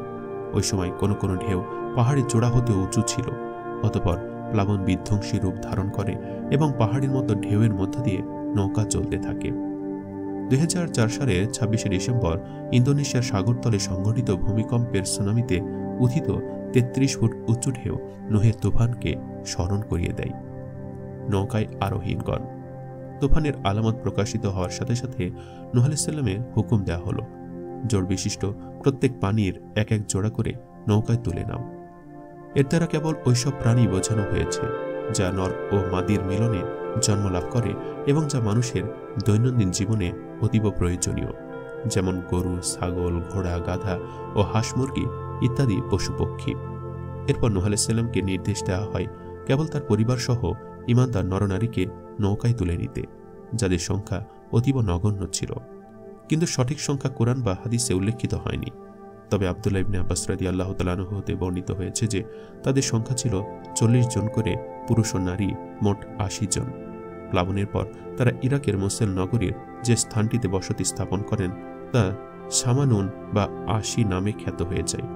প্লাবনে মুক্তিপ্রাপ্তদের সমর জাতি বলা হতো। যদি পাহাড়ে গিয়ে নৌকা নোঙ্গর করে, এই পাহাড়টি আজও ওই নামেই পরিচিত। এটি নূহ আলাইহিস সালামের মূল আবাসভূমি ইরাকের মোসেল নগরীর উত্তরে ইবনে ওমর দ্বীপের অদূরে আর্মেনিয়া সীমান্তে অবস্থিত। বস্তুত এটি একটি পর্বতমালার অংশ বিশেষের নাম। এর অপর এক অংশের নাম আরাবাত পর্বত। প্রাচীন ইতিহাসে উল্লেখ রয়েছে যে ইরাকের বিভিন্ন স্থানে উক্ত কিস্তির ভগ্ন টুকরাসমূহ অনেকের কাছে সংরক্ষিত আছে, যা বরকত মনে করা হয় এবং বিভিন্ন রোগব্যাধিতে আরোগ্যের উদ্দেশ্যে ব্যবহার করা হয়। উল্লেখ্য যে নুহের পুত্র কাফিরদের দলভুক্ত হওয়ায় মহাপ্লাবনে ধ্বংস হয়েছিল, কিন্তু নুহের স্ত্রী সম্পর্কে এখানে কিছু বলা হয়নি। এতে স্পষ্ট হয় যে তিনি আগে হয়তো মারা গিয়েছিলেন। ইবনে কাসিরে এটি বর্ণনা হয়েছে। তিনি গোপনে কুফরি পোষণ করতেন ও কাফিরদের সমর্থন করতেন। নুহের স্ত্রী ও লুতের স্ত্রী স্বামীর নবতের উপরে বিশ্বাস স্থাপনের ক্ষেত্রে খেয়ানত করেছিল বলে স্বয়ং আল্লাহ বর্ণনা করেছেন। নবীদের স্ত্রী হওয়া সত্ত্বেও কুফরির কারণে তারা জাহান্নামবাসী হয়েছেন। সম্ভবত মহাপ্লাবনের সময় নুহের স্ত্রী জীবিত ছিলেন না। সে কারণে গজবের ঘটনা বর্ণনায় কেবল পুত্র ইয়ামের কথা এসেছে, কিন্তু তার মায়ের কথা আসেনি। এই কঠিন দুস্তর পারাবার পাড়ি দেওয়ার পর নূহ আলাইহিস সালামের জন্য বিজয় নিশ্চিত হয়েছিল। আল্লাহ বলেন, তিনি তার রবকে ডেকে বললেন, আমি পরাস্ত, সুতরাং আমাকে সাহায্য করুন। ফলে আমি মুষলধারে বারিপাত দ্বারা আকাশের দ্বার খুলে দিলাম এবং ভূমণ্ডলে অনেক ঝর্ণা প্রবাহিত করলাম। ফলে একটি নির্ধারিত পর্যায়ে পানির প্রবাহ সম্মিলিত হল। আমি তখন তাকে কাষ্ঠফলক ও পেরেক নির্মিত জলযানে আরোহণ করালাম, যা আমার গোচরে চলছিল। ইহা ছিল তার জন্য প্রতিদান, যাকে অমান্য করা হয়েছিল, আর আমি উহাকে নিদর্শন স্বরূপ রেখে দিয়েছি। সুতরাং উপদেশ গ্রহণকারী কেউ আছে কি? নূহ আলাইহিস সালামের তনয় কিনানের অবস্থা। আল্লাহ তাআলা নূহ আলাইহিস সালামকে প্রতিশ্রুতি দিয়েছিলেন যে তিনি তাহার পরিবার পরিজন ও মুমিন দিগকে রক্ষা করিবেন। নূহ আলাইহিস সালামের এক পুত্রের নাম ছিল ইয়াম, যাহাকে কিনান বলা হয়েছে। সে ছিল কাফির, ঈমান আনে নাই, ফলে সে নৌকায়ও আরোহণ করে নাই। প্লাবনে ডুবে তাহার মৃত্যু অবসম্ভাবী দেখে নূহ আলাইহিস সালামের পিতৃহৃদয় স্নেহ বিগলিত হয়ে উঠল। তিনি নিতান্ত স্নেহভরে পুত্রকে ডাকলেন এবং আরোহণ করিতে বললেন। কাফিরদের সঙ্গী হইতে নিষেধ করিলেন, কিন্তু সে উহা প্রত্যাখ্যান করে বলল যে সে পাহাড়ে গিয়ে আশ্রয় লইবে। নূহ আলাইহিস সালাম বললেন, আল্লাহর আযাব হইতে আজ কেউ রক্ষা করতে পারবে না। তিনি যাহার প্রতি রহম করবেন কেবল সে রক্ষা পাবে। অতঃপর বিশাল এক তরঙ্গ আসে দুইজনের মধ্যে অন্তরের সৃষ্টি করল। অতঃপর সে নিমজ্জিতদের অন্তর্ভুক্ত হল। তখন নূহ আলাইহিস সালাম তাহার ব্যাপারে আল্লাহর নিকট অনুযোগ হয়ে পূর্বে নূহ আলাইহিস সালাম আল্লাহকে সম্বোধন করে বললেন। সেক্ষেত্রে ইহা অনুযোগ না হয়ে বরং স্বীয় পুত্রের জন্য সুপারিশ হবে এবং তাহাকে প্রদত্ত প্রতিশ্রুতির কথা স্মরণ করে দিয়ে বললেন, হে আমার প্রতিপালক, আমার পুত্র আমার পরিবারভুক্ত এবং আপনার প্রতিশ্রুতি সত্য, আর আপনি তো বিচারকদের মধ্যে শ্রেষ্ঠ বিচারক। উল্লেখ্য যে পরিবারভুক্ত লোকের দ্বারা আল্লাহ তাআলা সৎ কর্মপরায়ণ ও তাহার অনুসারী বৃন্দকে বুঝেছিলেন, কিন্তু নূহ আলাইহিস সালাম আপন বৈবাহিক সূত্রে সৃষ্ট পরিবার বুঝেছিলেন। সেই জন্য ঐরূপ অনুযোগ বা সুপারিশ করেছিলেন। তাই আল্লাহ তাআলা ইহাতে অসন্তোষ প্রকাশ করে তাহাকে বললেন, হে নূহ, সে তো তোমার পরিবারভুক্ত নয়, সে তো অসৎ কর্মপরায়ণ। সুতরাং যে বিষয়ে তোমার জ্ঞান নেই সে বিষয়ে আমাকে অনুরোধ করো না। আমি তোমাকে উপদেশ দিতেছি, তুমি যেন অজ্ঞদের অন্তর্ভুক্ত না হও। অতঃপর নূহ আলাইহিস সালাম নিজের ভুল বুঝতে পেরে লজ্জিত ও অনুতপ্ত হল এবং আল্লাহর নিকট ক্ষমা প্রার্থনা করল। বলল, হে আমার প্রতিপালক, যে বিষয়ে আমার জ্ঞান নেই সে বিষয়ে যাহাতে আপনাকে অনুরোধ না করি, এজন্য আপনার শরণ লইতেছি। আপনি যদি আমাকে ক্ষমা না করেন এবং আমাকে দয়া না করেন, তবে আমি ক্ষতিগ্রস্তদের অন্তর্ভুক্ত হব। উক্ত সর্বগ্রাসী প্লাবন হতে কোনো কাফিরই প্রাণে রক্ষা পায় নাই। সকলে পানিতে নিমজ্জিত হয়ে প্রাণ হারিয়েছিল। কোনো কাফির মুশরিকের প্রতি সে সময় আল্লাহ তাআলা দয়া প্রদর্শন করেননি। ইবনে জারির তাবারি ও ইবনে আবি হাতিম প্রমুখ ইয়াকুব ইবনে মুহাম্মদ আজ-জুহরি সূত্রে আয়েশা রাদিয়াল্লাহু তাআলা আনহা হতে বর্ণনা করেন যে রাসূলুল্লাহ সাল্লাল্লাহু আলাইহি সাল্লাম বলেন, আল্লাহ তাআলা যদি নূহ আলাইহিস সালামের সম্প্রদায়ের কাহারও প্রতি দয়া প্রদর্শন করতেন, তবে অবশ্যই সেই শিশুটির মায়ের প্রতি দয়া করতেন। তাহার ঘটনা এই ছিল যে প্লাবনের পানি যখন রাস্তাঘাট পর্যন্ত বিস্তৃত হয়ে গেল, তখন এক শিশুর মাতা ভয় পেয়ে গেল। সে শিশুটিকে ভীষণ ভালোবাসত। অতঃপর সে শিশুটিকে লয়ে পাহাড়ে আশ্রয় নিতে গেল এবং পাহাড়ের 1/3 পর্যন্ত আরোহণ করল। সে পর্যন্ত পানি পৌঁছল। সে শিশুটিকে লয়ে পাহাড়ের চূড়ায় আরোহণ করল। পানি যখন তাহার পা পর্যন্ত পৌঁছল, তখন সে শিশুটিকে 2 হাত উঁচু করে ধরল, কিন্তু শেষ রক্ষা হল না। মা ও শিশু উভয়ে নিমজ্জিত হল। কোন কোন ইতিহাসবেত্তা ও মুফাসসির এ বিষয়ে এক অলীক ঘটনা বর্ণনা করেছেন। ইজ যেমন ইনাক নামক এক অসম্ভব দীর্ঘাকৃতি লোক উক্ত প্লাবন হতে নৌকায় আরোহণ না করেও রক্ষা পেয়েছিল। তাহাদের বর্ণনা মতে উজিবন ইনাক নূহ আলাইহিসসালামের পূর্বকাল হইতে মুসা আলাইহিসসালামের সময়কাল পর্যন্ত জীবিত ছিল। সে ছিল কাফির, অহংকারী ও উদ্ধত বিরুদ্ধচারী। সে 3333 হাত লম্বা ছিল। এত দীর্ঘ হওয়ার কারণে সে সমুদ্রের তলদেশতে মাছ ধরে তাহা সরাসরি সূর্যের কাছে ধরিয়া উহার তাপে ভুনা করে খেত। সে নূহ আলাইহিসসালামের নৌকায় তোলিবার অনুরোধ করে, কিন্তু সে কাফির থাকায় নূহ আলাইহিসসালাম তাহার অনুরোধ প্রত্যাখ্যান করেন। অতঃপর প্লাবন শুরু হলে প্লাবনের পানি তাহার হাঁটুর উপর উঠিতে পারে নাই, ফলে সে নিমজ্জিত হয়ে রক্ষা পায়। একথার আসলে কোনো ভিত্তি নাই। এক বর্ণনা মতে তাহার রক্ষা পাওয়ার কারণ ছিল নূহ আলাইহিসসালামের নৌকা তৈরির জন্য সেগুন কাঠের প্রয়োজন অনুভব করেন, কিন্তু তিনি কোথাও উহা পেতেছিলেন না। উস্তাহাকে শাম হইতে উহা বহন করে আনিয়া দেয়। এজন্য আল্লাহ তাআলা তাহাকে নিমজ্জিত হওয়া হইতে রক্ষা করেন। কিন্তু এই ঘটনা একদিকে যেমন যুক্তিগ্রাহ্য নয়, অপরদিকে তেমনি সুস্পষ্ট কোরআন হাদিসের পরিপন্থী। যুক্তিগ্রাহ্য এই জন্য নয় যে স্বয়ং নূহ আলাইহিসসালামের ঔরসজাত পুত্র কিনান তাহার কুফরির কারণে রক্ষা পায় নাই নূহ আলাইহিসসালামের সুপারিশ সত্ত্বেও, অথচ তাহার পিতা একজন সম্মানিত নবী ও আল্লাহর প্রিয় বান্দা, আর রুস্ত এক অহংকারী কাফির। অপরদিকে একজন অসহায় নারী ও নিষ্পাপ শিশুর প্রতি আল্লাহ তাআলা দয়া প্রদর্শন করেন নাই। আর এহেন একজন কাফির মুশরিককে আল্লাহ দয়া প্রদর্শন করে রক্ষা করবেন, ইহা কোনো সুস্থ বিবেক গ্রহণ করিতে পারে না। আর কাষ্ঠ বহন করে আনার বিষয়টিও স্বীকৃত নয়, কারণ অধিকাংশ বর্ণনা মতে নূহ আলাইহিসসালাম নিজেই বৃক্ষ রোপণ করেছিলেন এবং উক্ত বৃক্ষের কাঠ দ্বারাই নৌকা তৈরি করা হয়। আর উহা কোরআন হাদিসের পরিপন্থী এই জন্য যে নূহ আলাইহিসসালামের প্রার্থনা ছিল পৃথিবীতে বসবাসকারী কোনো কাফির যেন নিস্থান না পায়। আর এই দোয়াই কবুল হয়েছিল আল্লাহর দরবারে। তাই উজিবনে ইনাক কাফির হওয়া সত্ত্বেও কিভাবে নিস্তার পাইতে পারে? অপরদিকে আল্লাহ তাআলা ইরশাদ করেছেন যে মুমিন বান্দা ছাড়া অন্য সকলকে আমি নিমজ্জিত করিয়াছিলাম। সুতরাং উজিবনে ইনাকের প্লাবন হতে রক্ষা পাওয়া মুসা আলাইহিসসালামের যুগ পর্যন্ত জীবিত থাকার বিষয়টি কোনো ক্রমেই সমর্থনযোগ্য নহে। অপরদিকে তাহার যে অসম্ভব রকমের দীর্ঘাকৃতির কথা বর্ণনা করা হয়েছে তাহা সহিহ হাদিসের পরিপন্থী।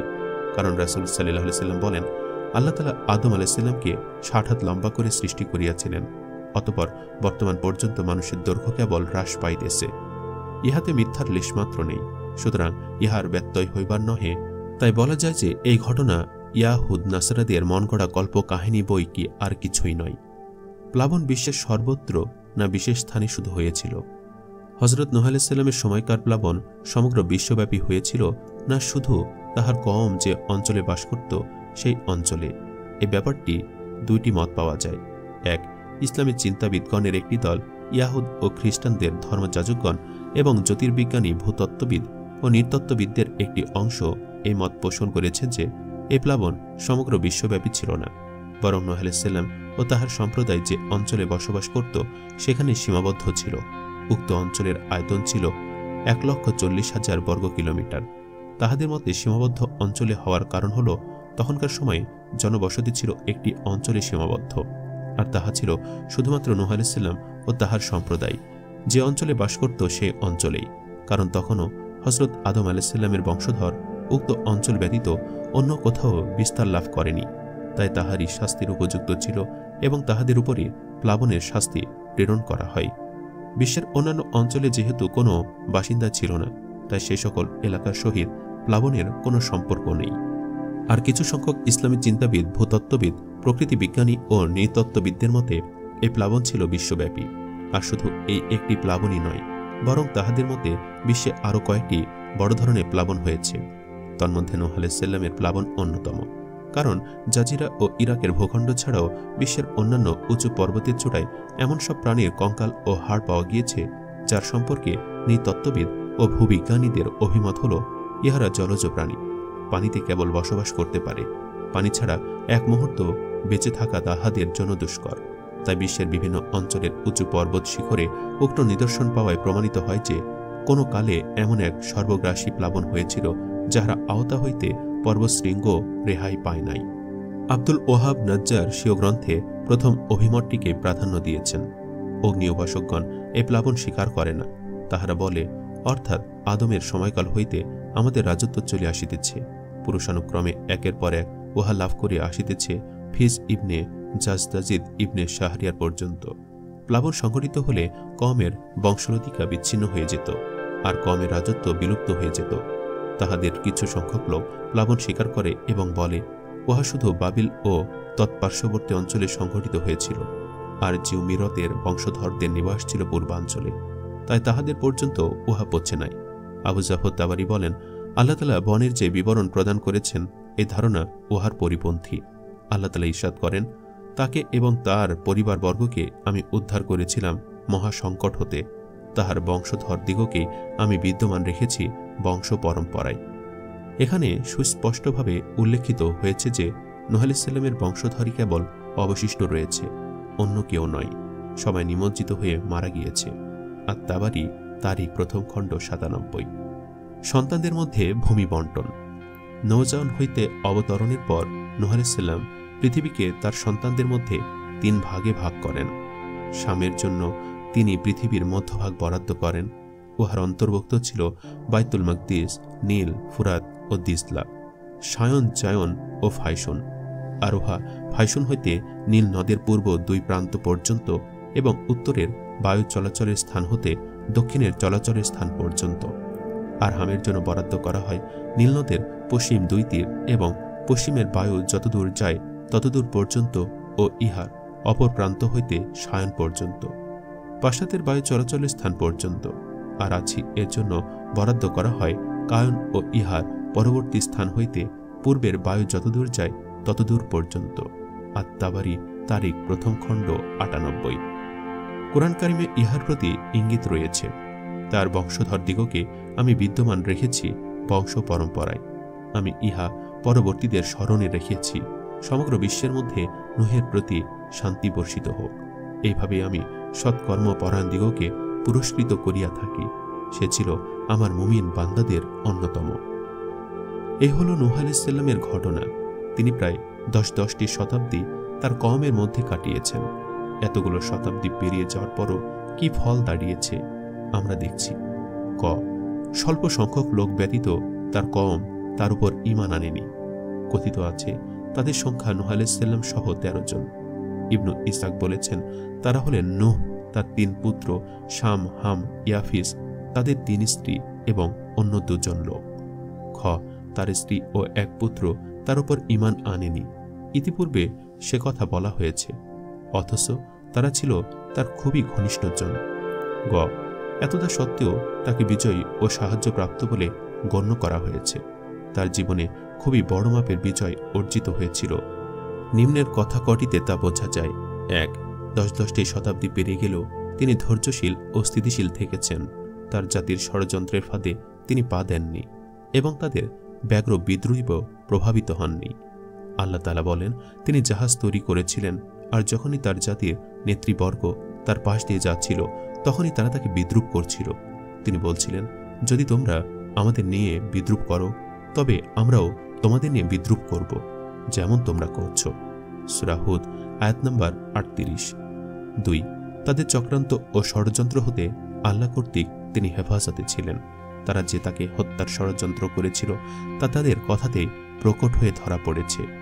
আল্লাহ বলেন, তারা বলল, হে নূহ, যদি তুমি বিরত না হও তাহলে তুমি প্রস্তরাঘাতের সম্মুখীন হবে। সূরা শুআরা আয়াত নম্বর 116। 3, তার জাতির যারা ঈমান আনেনি সলিল সমাধির মাধ্যমে তারা ধ্বংসপ্রাপ্ত হয়েছিল। আল্লাহ বলেন, যারা আমার বিধানাবলীকে অস্বীকার করেছিল আমি তাদের পানিতে নিমজ্জিত করেছিলাম। তারা ছিল একটি জ্ঞানান্ধ জাতি। সূরা আরাব আয়াত নম্বর 64। 4, নূহ আলাইহিস সালাম ও তার সঙ্গী মুমিনগণ ডুবে মরা থেকে রক্ষা পেয়েছিলেন। আল্লাহ বলেন, অনন্তর আমি তাকে ও তার সঙ্গে যারা জাহাজে ছিলেন সবাইকে মুক্তি দিয়েছিলাম। সূরা আরাব আয়াত নম্বর 64। আমি তাকে তক্তা ও কিলক নির্মিত জলযানে আরোহণ করিয়েছিলাম, যা আমার দৃষ্টিপথে চলছিল। সূরা কামার আয়াত নম্বর 13 ও 14। 5, নূহ আলাইহিস সালামের সফলতা ও তার জাতির ধ্বংসপ্রাপ্তি পরবর্তীকালে একটি শিক্ষণীয় আদর্শ হয়ে দাঁড়ায়। পরবর্তী যুগের লোকদের মুখে মুখে আল্লাহ নূহ আলাইহিস সালামের খ্যাতি ছড়িয়ে দেন। তিনি বলেন, এই ঘটনাকে আমি নিদর্শন হিসাবে বাকি রেখেছি, সুতরাং উপদেশ গ্রহণকারী কেউ আছে কি? সূরা কামার আয়াত নম্বর 15।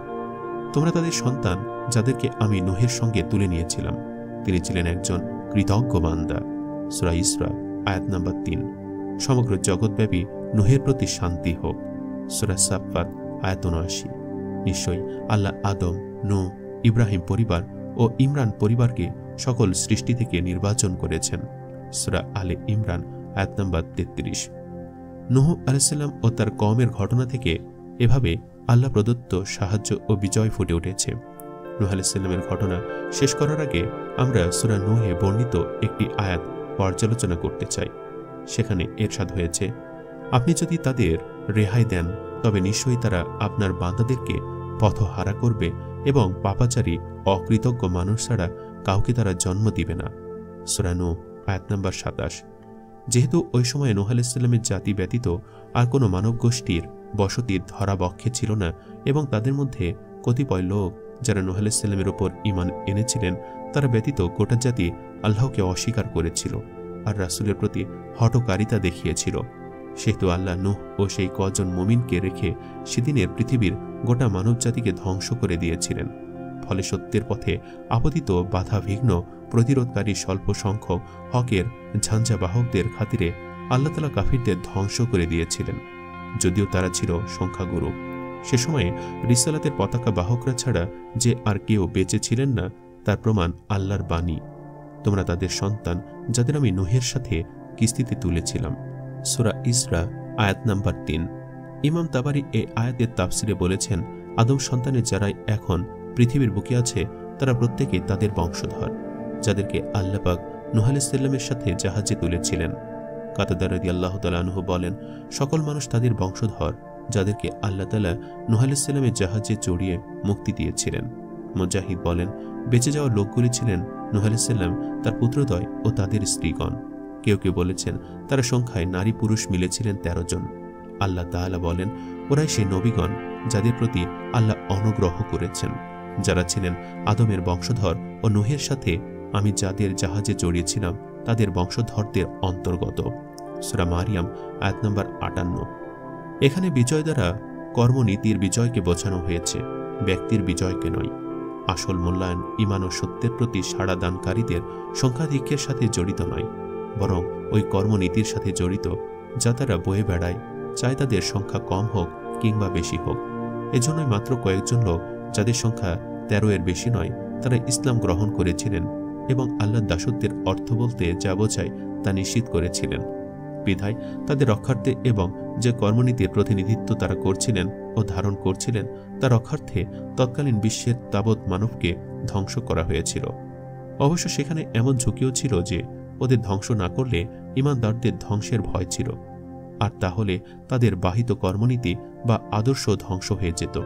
সে আশঙ্কায় তো ফুটে উঠেছে নূহ আলাইহিস সালামের প্রার্থনায়, যদি আপনি তাদের রেহাই দেন তাহলে ওরা আপনার বান্দাদেরকে পথহারা করবে এবং পাপাচারী অকৃতজ্ঞ নাস্তিক ব্যতীত জন্ম দিবে না। সূরা নূহ আয়াত নম্বর ২৭। এজন্যই রাসূলুল্লাহ সাল্লাল্লাহু আলাইহি ওয়াসাল্লাম বদর যুদ্ধে আল্লাহর নিকটে প্রার্থনা করেছিলেন এইভাবে যে, হে আল্লাহ, যদি আপনি মুসলমানদের এই ক্ষুদ্র দলটিকে ধ্বংস করে দেন তাহলে এই ধুলির ধরায় আর আপনার ইবাদত হবে না।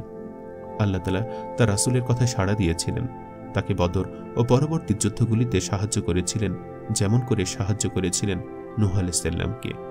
দিন ইসলাম বিজয় হওয়ার এটিও একটি চিহ্ন যে পৃথিবীতে কোনো শক্তি সকল মুমিনকে কখনোই একবারে ধ্বংস করতে পারবে না, যেমনটা ভয় ছিল নূহ আলাইহিস সালামের যুগে ও আমাদের নবীর রিসালাত লাভের প্রথম যুগে। স্বয়ং রাসূলুল্লাহ সাল্লাল্লাহু আলাইহি ওয়াসাল্লাম এই অভয়বাণী শুনিয়ে গেছেন। যেমন হাদিসে এসেছে, আমার উম্মতের একটি অংশ সর্বদা আল্লাহর দ্বীনের উপর অটল থাকবে, তাদের অপদস্থ করতে প্রয়াসী কিংবা বিরোধিতাকারী কেউই তাদের কোনো ক্ষতি করতে পারবে না। এমনিভাবে আল্লাহর আদেশ তথা কিয়ামত এসে যাবে, কিন্তু তারা ওই অবস্থায় থেকে যাবে। নূহ আলাইহিস সালামের এলাকা কোরআনে কারিমের ইঙ্গিত ও বাইবেলের বর্ণনা হতে প্রতীয়মান হয় যে নূহ আলাইহিস সালামের কওম বর্তমান ইরাকের বাবিল নগরীতে বসবাস করত। বাবিলের প্রত্নতাত্ত্বিক নিদর্শনে বাইবেল হতে এবং প্রাচীন যে শিলালিপি পাওয়া গিয়েছে উহা হইতেও ইহার সত্যতার প্রমাণ পাওয়া যায়। উহাতে কোরআন ও বাইবেলে উল্লেখিত ঘটনার অনুরূপ বর্ণনা রহিয়াছে। উহার ঘটনার স্থল মাউশিলের পার্শ্ববর্তী কোন স্থান বলে বর্ণনা করা হয়েছে। আবুল হাসানের বর্ণনা মতে নূহ আলাইহিস সালামের এলাকা ছিল ইরাকের কুফা নগরী। বলা হয় যে নূহ আলাইহিস সালামই সর্বপ্রথম এখানে বসবাস করেন। এক বর্ণনা মতে প্লাবনের পর তিনি ও তাহার সাথী সঙ্গীবর্গ খাদ্য পানীয়ের সন্ধানে এখানে এসে বসতি স্থাপন করেন। এখানে তাহাদের বংশবৃদ্ধি হয়। এখানে তাহারা নগর পত্তন করেন। তাহাদের বসতি ছিল দিজলা ও ফোরাত সংলগ্ন এলাকায়। ইবনে সাদের একটি বর্ণনা হইতেও ইহার সমর্থন পাওয়া যায়। তিনি লিখিয়াছেন, নূহ আলাইহিস সালামের প্লাবন শেষে যদি পর্বতের পাদদেশে অবতরণ করেন এবং সেখানে লোক সামানিন নামে একটি নগরীর পত্তন করেন। অতঃপর লোক সামানিন যখন স্থান সংকলন হইতেছিল না, তখন তাহারা বাবিল গমন করতে বসতি স্থাপন করেন। ইহা ফুরাত ও সুরাতের মধ্যবর্তী স্থান, যাহার আয়তন 144 বর্গ ফারসাক। সেখানে তাহার বংশবৃদ্ধি হয় এবং সংখ্যায় তাহারা 1,00,000-এ পৌঁছায় এবং তাহারা সকলেই মুসলিম ছিলেন। যে সকল রিওয়ায়ত বা জনশ্রুতি কুর্দিস্তান ও আর্মেনিয়ায় প্রাচীনকাল হইতে বংশ পরম্পরায় চলে আসিতেছে, উহা হইতেও জানা যায় যে প্লাবনের পর হযরত নূহ আলাইহিস সালামের নৌকা উক্ত অঞ্চলের কোনো এক স্থানে স্থির হয়েছিল। মাওশিলের উত্তরে জাজিরা ইবনে উমারের আশেপাশে আর্মেনিয়া সীমান্তে আরারাত পর্বতের পার্শ্ববর্তী এলাকায়ও হযরত নূহ আলাইহিস সালামের বিভিন্ন নিদর্শন চিহ্নিত করা হয়। নাখচিওয়ান শহরের বাসিন্দাদের মধ্যে এখনও প্রসিদ্ধ আছে যে উক্ত শহরে নূহ আলাইহিস সালামের পত্তন করেন। সুতরাং অনুমিত হয় যে প্লাবনের পর নূহ আলাইহিস সালাম উক্ত অঞ্চলে অবতরণ করেন এবং খাদ্য পানীয় সন্ধানে দিজলা ও ফুরাত মধ্যবর্তী কুফায় গিয়ে স্থায়ীভাবে বসবাস শুরু করেন। আল্লাহ ভালো জানেন। খ, যদি পর্বতের অবস্থান। বাইবেলে উক্ত পর্বতকে আরারাত পর্বত বলা হয়েছে। দিজলা ও ফুরাত নদীর মধ্যবর্তী অঞ্চলে ছিল নূহ আলাইহিস সালামের দাওয়াত ও তাবলীগের কেন্দ্রস্থল এবং পৃথক পৃথকভাবে প্রবাহিত হয়ে ইরাকে এসে মিলিত হয়েছে। অতঃপর ইহা পারস্য উপসাগরে গিয়ে পতিত হয়েছে। আর্মেনিয়ার পর্বতশ্রেণী আরারাত অঞ্চলে অবস্থিত। এই জন্য বাইবেলে ইহাকে আরারাত পর্বত বলা হয়েছে। উক্ত কোরআনে কারিমে শুধুমাত্র নৌকা যে স্থানে গিয়ে স্থির হয়েছিল, অর্থাৎ যদি উহার উল্লেখ করা হয়েছে, উহা দিজলা নদীর পূর্ব দিকে মাউশির অন্তর্গত দিয়ার বাকরের পার্শ্ববর্তী অঞ্চলে অবস্থিত। ইহা আর্মেনিয়া পর্বতমালার সহিত মিলিত হয়েছে। কাউন্সিল মহিতে বলা হয়েছে, যদি জাজিরার একটি পর্বতের নাম যেখানে নূহ আলাইহিস সালামের নৌকা স্থির হয়েছিল, তাওরাতে ইহাকে আরারাত বলা হয়েছে। তাওরাতের ভাষ্যকারগণের ধারণা হল, যদি সেই পর্বত শ্রেণীর নাম যাহা আরারাত ও জর্জিয়ার পর্বত শ্রেণীকে পরস্পরের সহিত একত্র করে দিয়েছে। তারা আরও বলেন, আলেকজান্ডারের সময়কালে গ্রিক লেখনীয় ইহার সমর্থন করে। তদুপরি খ্রিস্ট 8ম শতক পর্যন্ত এখানে একটি মসজিদ ছিল, যাহাকে মা বাদুস সাফিনা বলা হতো। নূহ আলাইহিস সালামের জীবনী থেকে শিক্ষণীয় বিষয়সমূহ। 1. প্রথম রাসূল নূহ আলাইহিস সালামের সত্যতার বিরুদ্ধে যে 5টি আপত্তি তোলা হয়েছিল, সর্বশেষ ও শ্রেষ্ঠ রাসূল মুহাম্মদ সাল্লাল্লাহু আলাইহি সাল্লামের সত্যতার বিরুদ্ধেও ওই অভিযোগগুলি তোলা হয়েছিল। শেষ নবীর প্রকৃত দিনই উত্তরাধিকারী হিসাবে সমাজ সংস্কার ও মুত্তাকি আলেমগণের উপরে নবুয়তের বিষয়টি বাদে বাকি 4টি অভিযোগ যুগে যুগে উত্থাপিত হওয়াটাই স্বাভাবিক। 2. নূহ আলাইহিস সালাম যেমন দীর্ঘকাল যাবৎ নিজ জাতির পক্ষ হতে অবর্ণনীয় নির্যাতন ভোগ করা সত্ত্বেও তাদের হেদায়েতের ব্যাপারে নিরাশ হতেন না, প্রকৃত সমাজ হিতৈষী আলেম ও নেতাগণেরও তেমনি নিরাশ হওয়া উচিত নয়। 3. নবী পরিবারের সদস্য হওয়া সত্ত্বেও ঈমান না থাকার কারণে নূহের স্ত্রী ও পুত্র যেমন নাজাত লাভে ব্যর্থ হয়েছে, তেমনি এ যুগেও হওয়া সম্ভব। কাফির ও মুশরিক সন্তান বা কোনো নিকটাত্মীয়ের মাগফিরাতের জন্য আল্লাহর নিকটে দোয়া করা জায়েজ নয়। 4. ঈমানী সম্পদই বড় সম্পদ। আল্লাহর নিকটে ঈমানদারের মর্যাদা সর্বাপেক্ষা বেশি, যদিও সে দুনিয়াবী জীবনে দিনহীন গরিব হয়। 5. ঈমানহীন সমাজনেতা ও ধনী লোকদের খুশি করার জন্য ঈমানদার গরিবদের দূরে সরিয়ে দেওয়া যাবে না। 6. মৃত নেককার মানুষের ওসিলায় পরকালে মুক্তি পাওয়ার ধারণার ভিত্তিতে সৃষ্ট মূর্তি পূজার শিরক বিশ্ব ইতিহাসের প্রাচীনতম শিরক। এই শিরকের কারণেই নূহের কওম আল্লাহর গজবে ধ্বংস হয়েছিল। তাই যাবতীয় প্রকারের শিরক থেকে তওবা করা কর্তব্য। সাথে সাথে এই মহাপাপ থেকে জাতিকে রক্ষা করার জন্য আলিমদের এবং সমাজ ও রাষ্ট্র নেতাদের এগিয়ে আসা জরুরি। 7. সমাজ নেতাদের পথভ্রষ্টতার কারণেই দেশে আল্লাহর গজব নেমে আসে, অতএব তাদেরকে সবার আগে হুঁশিয়ারি হওয়া কর্তব্য। 8. বিপদ থেকে মুক্তি পাওয়ার জন্য আল্লাহর নিকটে প্রার্থনা করার সাথে সাথে সাধ্যমতো বাস্তব প্রচেষ্টা চালাতে হয়। যেমন নূহ আলাইহিস সালাম প্রথমে আল্লাহর নিকটে প্রার্থনা করেন, অতঃপর গজব থেকে বাঁচার জন্য আল্লাহর হুকুমে নৌকা তৈরি করেন। 9. আল্লাহ পাক স্বীয় ওহী দ্বারা বিভিন্ন নবীর মাধ্যমে যুগে যুগে বিভিন্ন শিল্পকর্মের সূচনা করেছেন। যেমন আদম আলাইহিসসালামের মাধ্যমে কৃষিকর্ম ও চাকার প্রচলন করেছেন এবং নূহ আলাইহিসসালামের মাধ্যমে জাহাজ শিল্পের সূচনা করেছেন। 10 দুনিয়াবী জৌলুস সত্ত্বেও জালেমরা সর্বযুগে নিন্দিত ও ধিকৃত হয়। পক্ষান্তরে নির্যাতিত হওয়া সত্ত্বেও ঈমানদারগণ সর্বযুগে নন্দিত ও প্রশংসিত হন।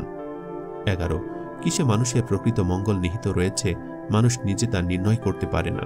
তাকে সর্বদা আল্লাহর রহমতের মুখাপেক্ষী থাকতে হয়। তাই আল্লাহর ওহী তথা পবিত্র কোরআন ও সহিহ হাদিসের হেদায়েতই প্রকৃত হেদায়ত এবং চূড়ান্ত সত্যের মাপকাঠি। 12 পূর্বোত্তর সকল নবীর দাওয়াত ছিল এক ও অভিন্ন এবং তা ছিল নির্ভেজাল তাওহীদের প্রতি দাওয়াত। মানুষের সার্বিক জীবনে তাওহীদ প্রতিষ্ঠাই হল প্রকৃত অর্থে ইকামতে দিন। 13 আল্লাহ স্বীয় নেককার বান্দাগণের পক্ষে তাদের শত্রুদের থেকে প্রতিশোধ নিয়ে থাকেন এবং নেক বান্দাদের মুক্ত করেন, যেমন নূহের শত্রুদের থেকে আল্লাহ বদলা নিয়েছিলেন এবং নূহ আলাইহিসসালাম ও তার ঈমানদার সাথীদের মুক্ত করেছিলেন। 14 ঈমানদারগণের বিরুদ্ধে বিশ্ব ইতিহাসের প্রথম তহমত ছিল এই যে তারা হল সমাজে দিনহীন ও স্বল্পবুদ্ধির লোক। এ যুগেও তার ব্যতিক্রম নয়। 15 নবী রাসূল ও তাদের অনুসারী সমাজ সংস্কারকগণ সমাজের গালমন্দ খেয়েও সমাজ ত্যাগ করেন না, কিন্তু তারা বদদোয়া করলে আল্লাহর গজব নেমে আসে। সম্মানিত দর্শক, এতক্ষণ ধরে আমরা হযরত নূহ আলাইহিসসালামের জীবনী সম্পর্কে আলোচনা করার প্রয়াস পেয়েছি। এই দীর্ঘ সময় ধরে আপনারা যারা আমাদের সাথে আছেন সবার প্রতি কৃতজ্ঞতা জানাচ্ছি। পরবর্তী ভিডিও পেতে আমাদের চ্যানেলটি অবশ্যই সাবস্ক্রাইব করে রাখবেন। আর আজকের এই ভিডিওটি আপনাদের কাছে কেমন লেগেছে সেটিও কমেন্ট করে জানাবেন। আর নবী রাসূলদের জীবনী সম্পর্কে জানতে আমাদেরকে সাথে রাখবেন। সবাই ভালো থাকবেন, সুস্থ থাকবেন। আল্লাহ হাফেজ।